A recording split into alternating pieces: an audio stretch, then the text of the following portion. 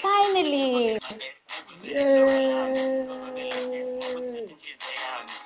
Oh, ngiyakubona. Bengicheck ukuthi ngiyakubona. Yeah, finally, this network giving us problems. Yeah.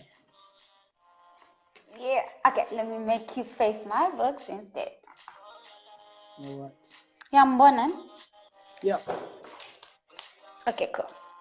Yeah. Sorry about that. I thought it was technology, but I'm thinking it's your network. Yeah, probably it's my network, maybe. Yeah, but we never know. So for now, let's just blame network so that both of us are safe. Yes, Yeah. true. Otherwise, how are you doing? Nishap, I'm tired, but I'm good. Right. I just got out of class. All right. Welcome to Earground. Finally, we're doing this. Yeah. Thank you, Ma. Yeah. All right. So briefly, Yvonne, just tell us about yourself. Who is Yvonne? What are you all about? Before we even get to the why in your man is silent, but let's just understand who is Yvonne and what are you all about? Okay, like I told you, I'm tired. I'm coming from class. So I'm a lecturer. I'm lecturing in Cape Town, second year students at this university. You know, I can hear music in your background.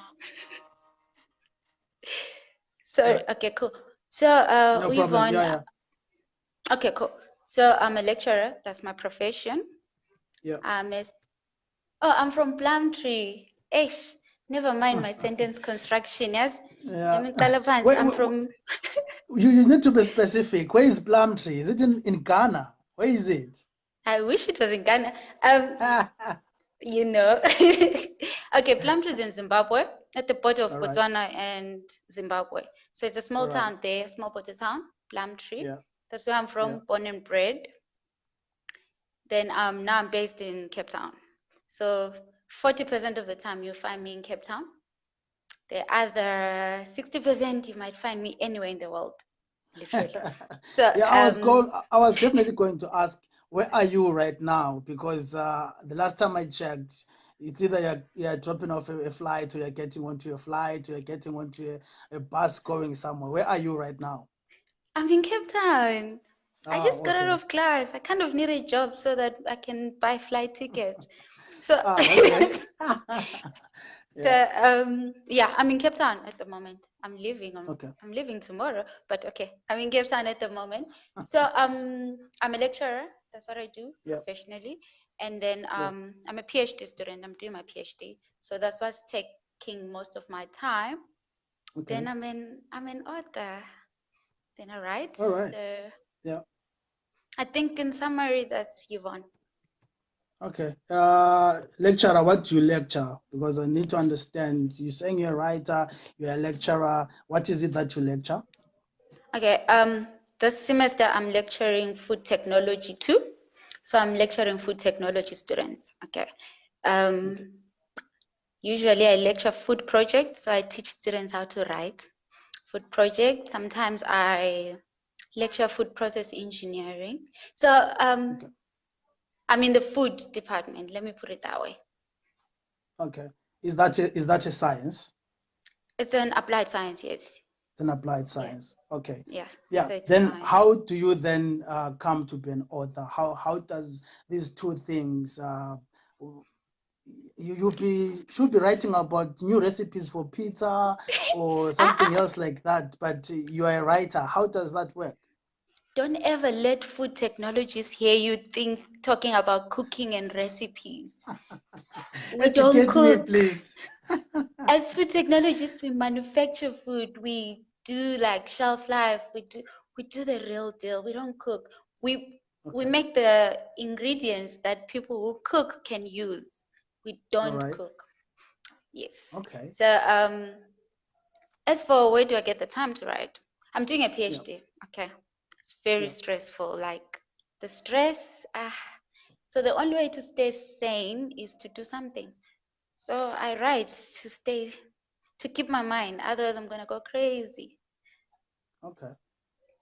All right. I will hope that you will finish that PhD because last time I checked, most people never finish. Okay. I'm almost there. I'm wrapping up. So I will. I have to finish. I never really quit. I'm those people, you start something, I have to see through.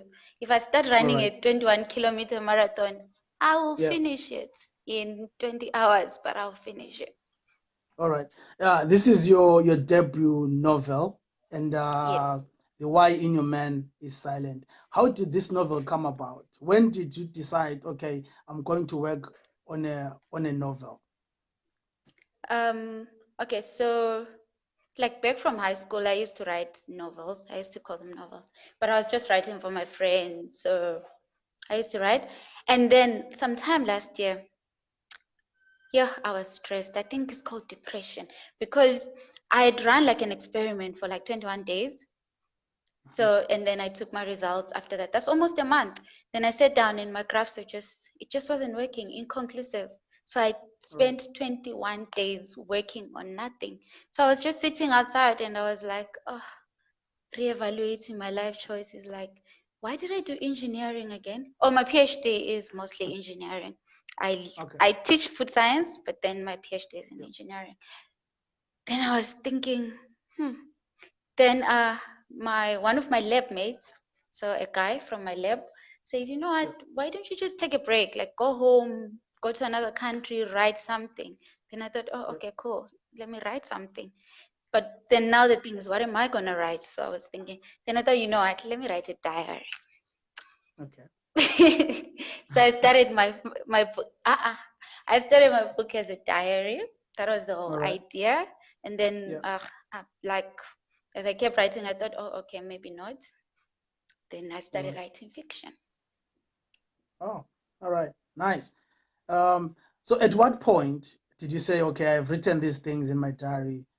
This might make a good novel. I might turn this into fiction and write something. What inspired having The Why in Your Man as a hard copy that it is today? Let's see. Oh, I started a Facebook page. So I was sharing a few chapters just to hear what people think. I was going at it anonymously. Then just to hear, like, I wanted honest feedback. So I didn't want people to think, okay, my friends will be nice because they know it's me. So I started writing anonymously. Guys, cold where I am. I'm freezing. It's freezing. So yeah, and then so there are people who were writing on Facebook long before me, like the likes of Busisegile Kumalo. She's also from Zimbabwe. She's an author. And then we had people like Tutubusani Dube. She's very popular. She's an author of the Shlomo series. So they'd gone the self-publishing route. Then I thought, you know what? I really don't have energy to deal with publishing houses. Maybe I don't deal well with rejection. I don't know, but I just thought I don't have the energy. I'll do this myself. So when I got good reviews on Facebook and things are going well, and I thought, what do I have to lose? I can just print 50 copies. People buy those 50 copies. I'm happy. And thousands of copies later, I'm here. You've sold thousands of copies. Yeah. Actually, congratulations on becoming the national seller. I wish I understood what that means. But I know that the book has become a national seller, and congratulations on that. Yeah.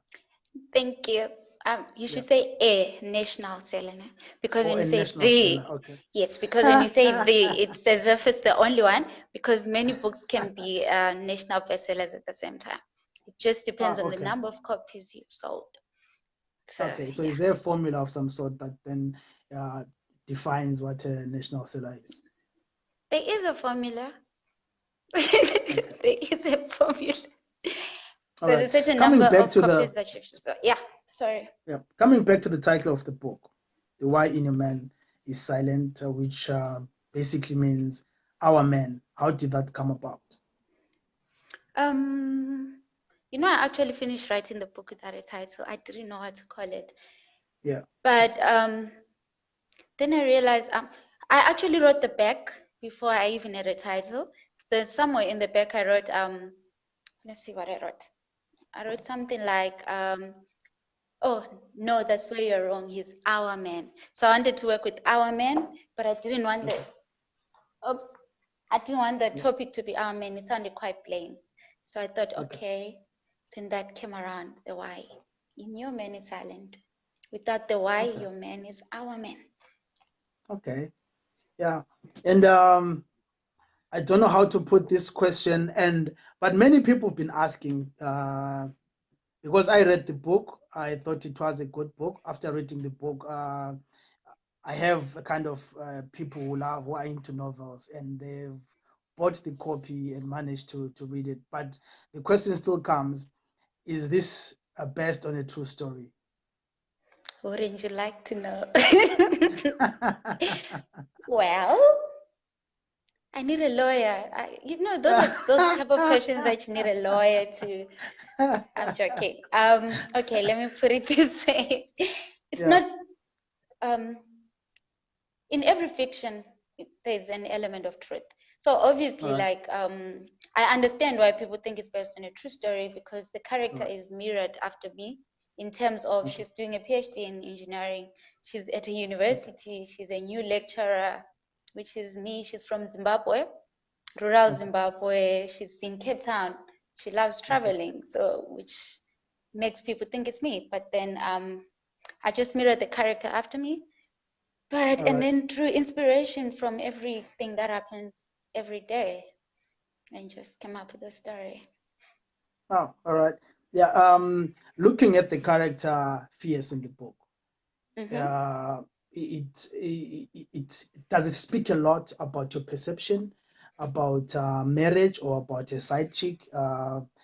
Looking at how Fierce becomes the main character who kind of wins to be with the soulmate almost like all the time at the expense of Komla, who happens to be the wife to Elik, the lover of Fierce's life. Well, the thing is, I don't think Fierce thinks she's a side chick. So when I put Fierce across, she wasn't a side chick. She was just in love with someone who was in love with another person. They were all in love, which is very normal. I don't know why people usually act like someone can love more than one person.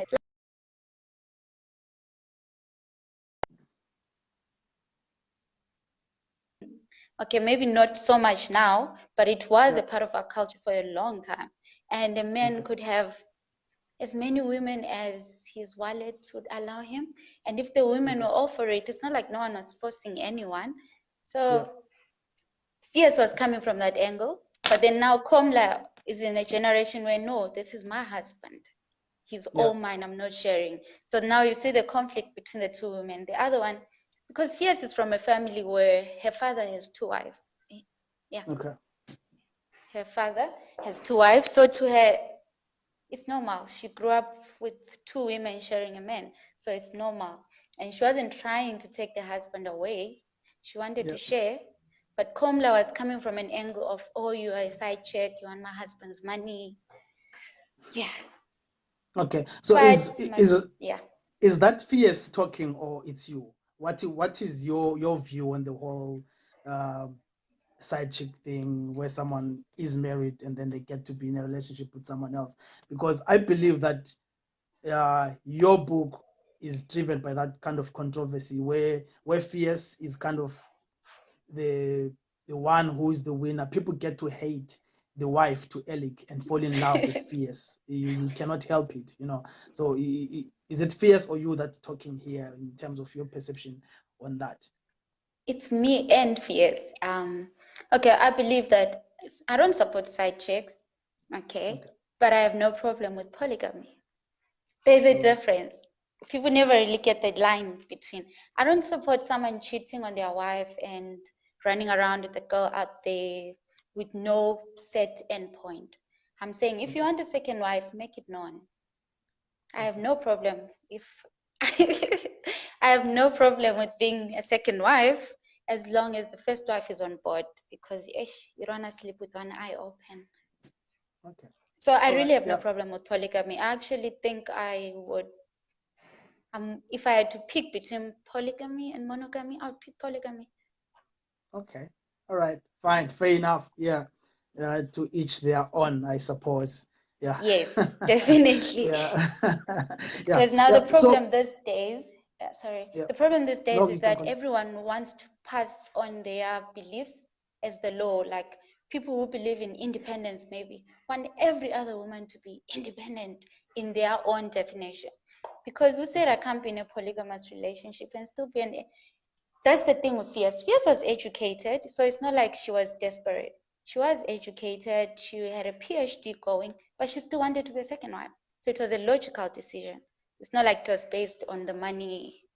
So to each their own. Yeah, all right. Yeah. Now let's come to publishing the book. You spoke about it briefly. And like even the ladies that were supposed to be part of the first show, they are all independent publishers. They don't have anyone as a publisher running with them. How does that work, and what are the advantages to say, I'm not going to give my book to any publisher, I'm going to do this my way?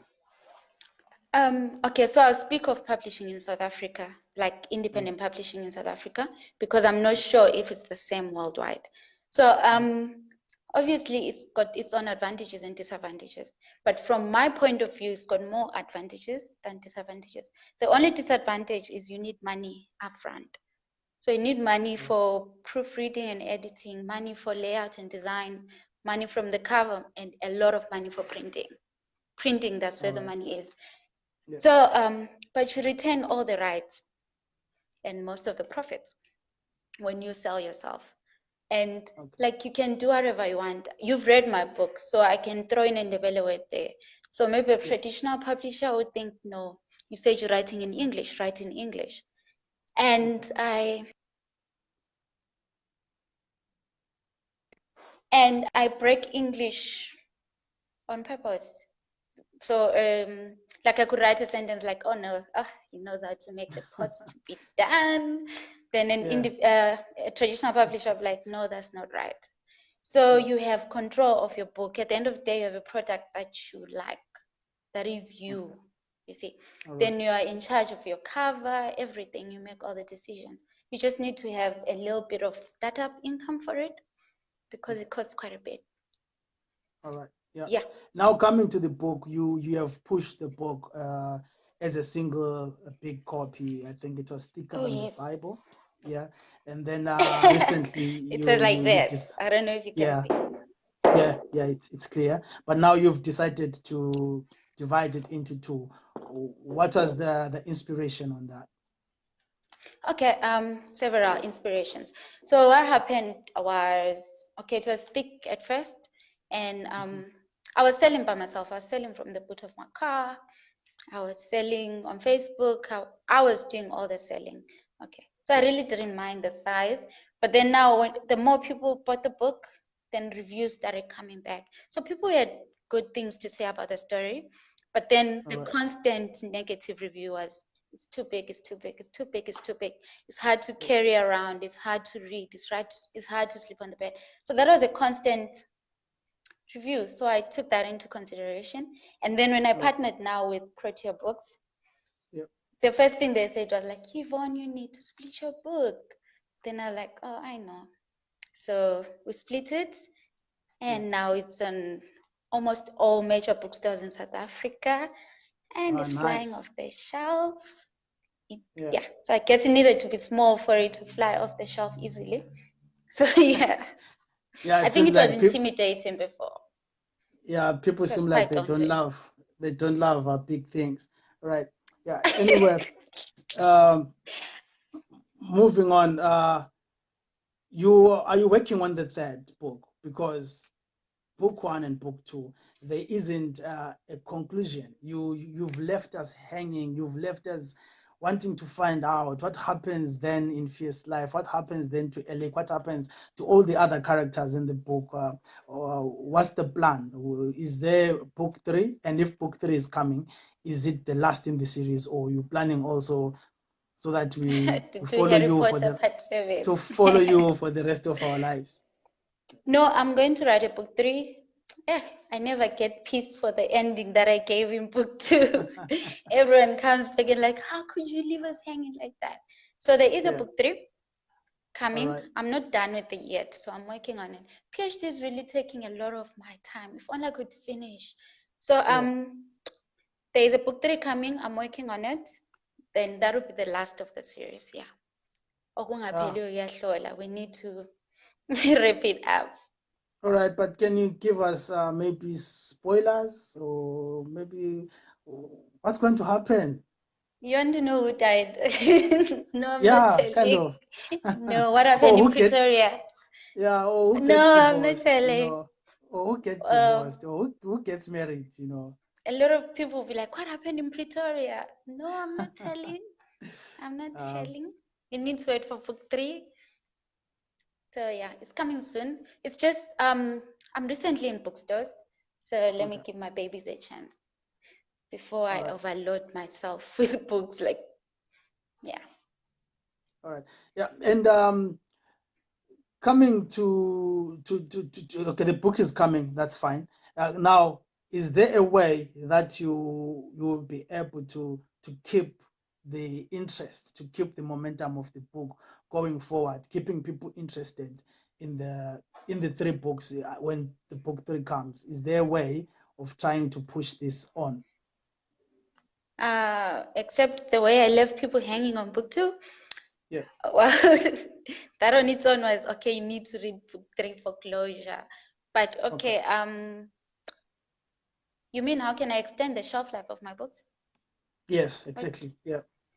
um, I think book 3 would do that. And I write on Facebook. I blog on my Facebook page. My page is Yeah. called Grasping at Straws. So I blog there. So like the book I'm working on now, the Yeah. character is an extra in Fierce's book. So in this All book, the right. character is just an extra, but here he's a main character. So people who love Fierce and everything, then they get to Yeah. see glimpses of Fierce in the story. So to them, that's it. Okay, at least Fierce is still here. So yeah, that's one way. So I blog on my Facebook page like 3 times a week. So Yeah, but yeah. Cindy Swapindi Mdluli says, no, we're here to find out what happened in Pretoria. That's I just enough. told you everyone wants to know what happens in Pretoria. No, I can't tell you. That will spoil the uh, whole book because I feel like a lot of people want to read book 3 to find out what happened in Pretoria. So if I tell okay. you, Yeah, you would have sold the book already. yeah. Okay. I know that's fine. We will wait, but just we don't want to wait forever because we will sue you. We'll No, sue I will you for. finish it. I promise I will finish it soon. All right. I will Yeah. finish it. I'll make time soon. Yeah, I saw comments somewhere and I also had this question. Are there plans maybe to turn this into a motion picture? The plans are there. You know, plans. We always Yeah, have plans. yeah, Okay, so yeah, that's in the pipeline. I really can't say much about it right now yeah. because it's still like in the baby stages. But we're Okay. working on it. I have a very good team working on it. I Oh, won't say nice. names. I wish I could. But shout out, I know they're listening. All right. Yeah, so we'll Yeah. work on it. We just need to gather our resources and it takes time, but we will get All there. right. So it will one day you sit down and watch it. All right. Yeah. But you don't tell us, we will wait. Yes, yes, please wait. Yeah.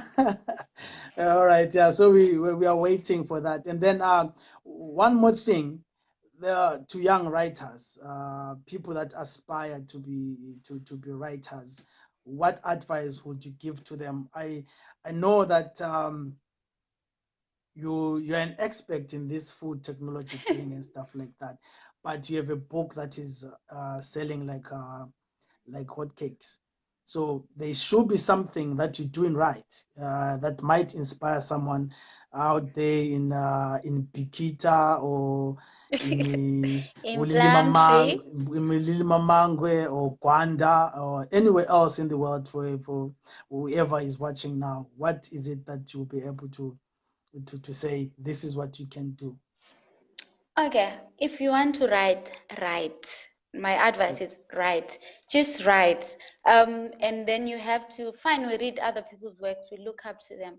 I love Stephen King and all that. It's good to like what they write, but don't try and imitate their voice, because then you get it wrong. You have to be true to yourself when you write.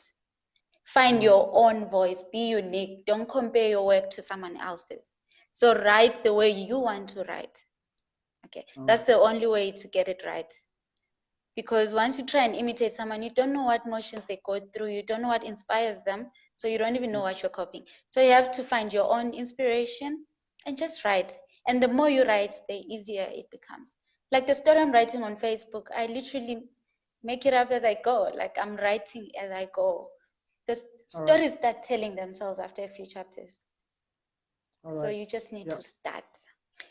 And believe in yourself. And don't wait for a lot of validation, because it might never come. So just believe in yourself and you get there. And just keep, just keep pushing those pull doors. One day you have a breakthrough. All right. Thank you so much, Yvonne, for gracing Earground. It's been a pleasure having you. We wish we had the whole day. I would have allowed those who are watching to throw in some questions, but unfortunately, we have to wrap it right here. Thank you so much. Hope we'll be calling you sometime in the future when you've met another bestseller. Thank you, Nga. And I know you read my book, and thank you for reading my book. You're one of the first few guys who read my book, and you liked my book. I was like, I'm so charmed. Thank you. Thank you. You're welcome. You're welcome. Yeah. All right. We're keeping it live on Earground, and thank you, Yvonne, for gracing us. This was Earground, and we're rounding up now. We will be back tomorrow, and tomorrow we'll be talking to Plot Marco. In particular, we'll be discussing the Maphosa International Dance Festival that's happening in Harare between the 16th and the 18th of December. So tomorrow our guest is Plot Marco. So keep it locked on Earground. We do nothing but Zimbabwean arts.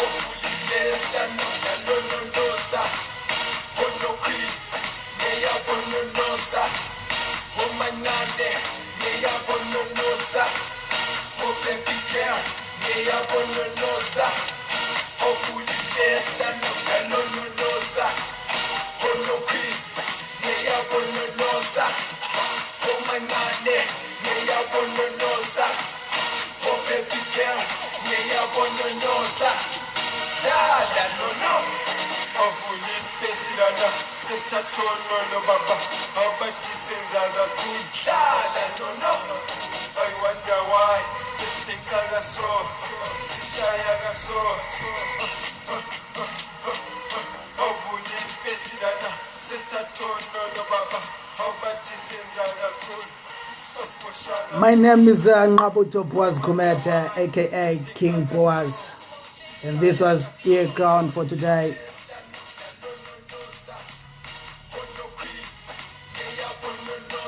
And this song under my voice is Ononoza, coming from Some Fair, featuring Lawson.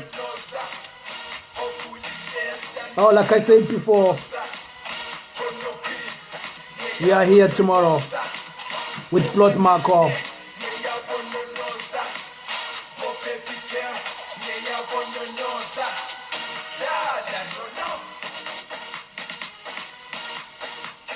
Have a good evening wherever you are.